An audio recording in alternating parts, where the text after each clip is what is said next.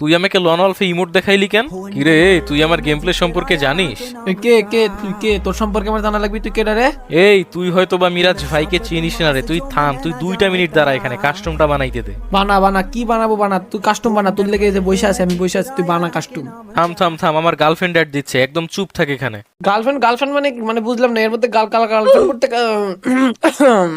এই মিরাজ, তুমি কোন মেয়ের সাথে গ্রুপে ছিল সত্যি করে বলো। আরে না না না বাবু, আমি তো অন্য কোনো মেয়ের সাথে বসেছিলাম না। না, আমার বিশ্বাস হয় না, তুমি সত্যি করে বলো কোন মেয়ের সাথে গ্রুপে ছিল তুমি। সত্যি কথা তো, আমি আমার বন্ধুর সাথেই ছিলাম, একে জিজ্ঞেস করে দেখো। এই রিস্কি ভাই, তুমি বলো কোনো মেয়ে কি গ্রুপে ছিল?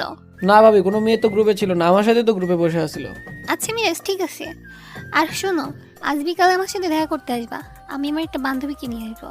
আচ্ছা ঠিক আছে, বিকেলে দেখা করতে যাব, কিন্তু তুমি তোমার সাথে তোমার ওই বান্ধবীকে নিয়ে মানে নিয়ে আসো, আমিও আমার বন্ধুকে নিয়ে যাব। यार की गैल चले काफला कारा